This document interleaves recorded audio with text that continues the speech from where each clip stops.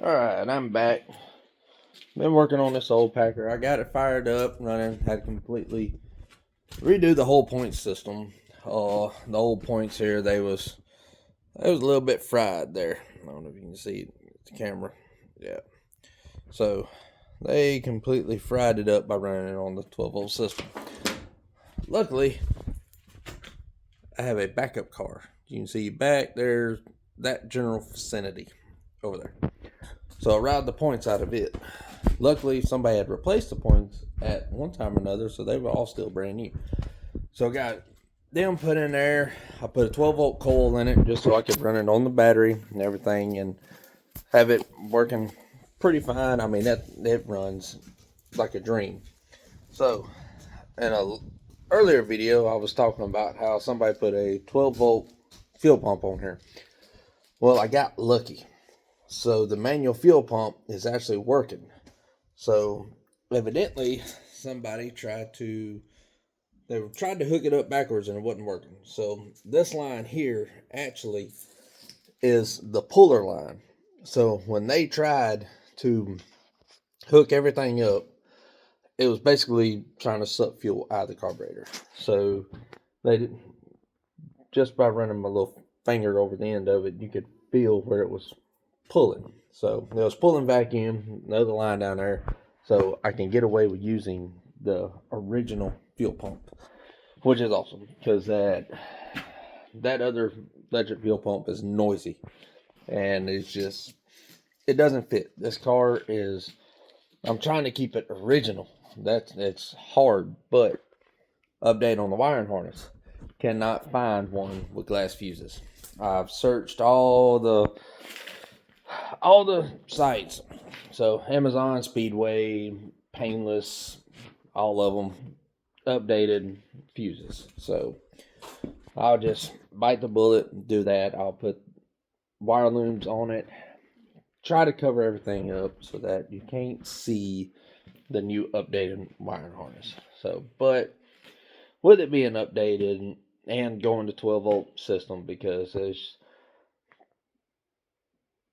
just be simpler just to update it to a 12-volt system.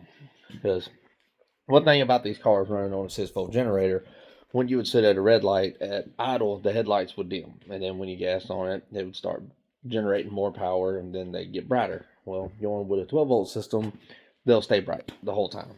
So, plus I'll be able to run radio in there. I'm gonna try and find a reproduction style radio, the one little knobs like the old Chevrolets and the old Fords had.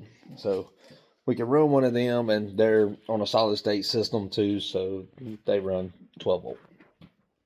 But all in all, the old Packard's coming together. It's running pretty good. We got the little ticking out of it. They had a slight little miss. The misses came out, and I just let it sit and run and just idle and basically try to bring itself back to life. This thing hasn't ran in a long time. I don't really know the last time it has ran. There's no inspection sticker, no tag when I got it. So, but it's slowly coming together. We'll bring it back. I'm gonna pull the seats out of the spare car, put in here, because this car has no rust. I mean, there's just slight surface rust. So it's going to get sanded down, painted, and this one's going to be the one I trailer to car shows. Now the other one, I do have plans for that. So that one is going to get a full updated wiring harness, and I'm going resto mod with it. So I want it bagged. I want an LS in it, which is going to be tricky especially with that frame. But the looks of that one, my plans is going to be flat black, lowered, big white walls, and pinstriping on it. Have matching interior, black, white on black interior. I'm going full. May not do digital gauges, but we'll put some updated gauges in there. So that way I have one for the purists, and then the other one for the guys like us that like to try to do things different.